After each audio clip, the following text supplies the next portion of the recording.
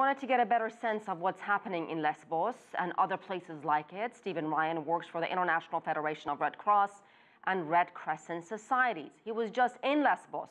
I asked him what he saw. I have to say that in Lesbos, as in the other islands that I've visited, where people are fleeing from conflict zones in the Middle East and other parts of the world, the situation is quite dire. Many people there, they arrive on the shores of Greece with literally only what they're able to carry in their bags. They arrive for registration and they have to wait for quite some time before they can proceed. And because the authorities here in Greece have very limited resources, in many cases they're left to fend for themselves while they're waiting to move on to other countries. Do they understand the risks involved when they make this treacherous journey?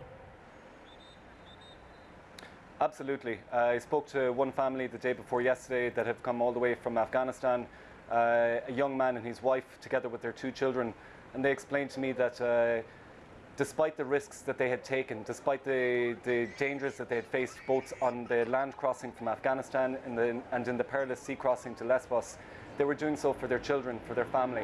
They hoped to go to another country in Europe, such as Germany, because they explained to me that they wanted to find a place where it was safe for their children.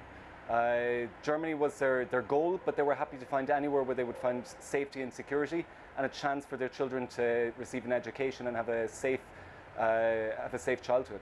Stephen, talk to us about the humanitarian conditions at some of these detention centers, these camps. From what we understand, not everybody has a tent to sleep in, and there's not enough food and water. It's unfortunately the case that there simply isn't enough resources either with the Greek government or with humanitarian agencies to be able to respond to this crisis either here in Greece or in other countries such as the former Yugoslav Republic of Macedonia, in Serbia, Hungary and beyond. The needs are staggering.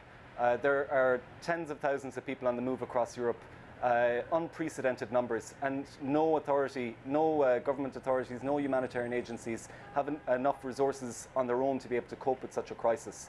To be able to respond to this emergency, and it really is an emergency, it's going to require governments, agencies such as the UN and the EU, humanitarian organisations such as the Red Cross and Red Crescent, as well as others, to work together in order to find a humanitarian solution to this problem. Because what we're facing is a crisis that's affecting people, individuals who have names, who have dreams, hopes, and are hoping to find a safer life. Rather than speaking just of migrants, we need to keep in mind that these are people that are fleeing for their lives in many cases. So what is the greatest need? You mentioned there are not enough resources. So what do you want to see from the 28-nation European Union, from the United Nations, from the international community? I think that there needs to be a recognition that this is an emergency which is on the move. It's impossible to give a specific answer to what type of assistance can be applied because it's different in different countries. People often spend only a day in countries like former Yugoslav Republic of Macedonia, perhaps 2 days in countries like Serbia.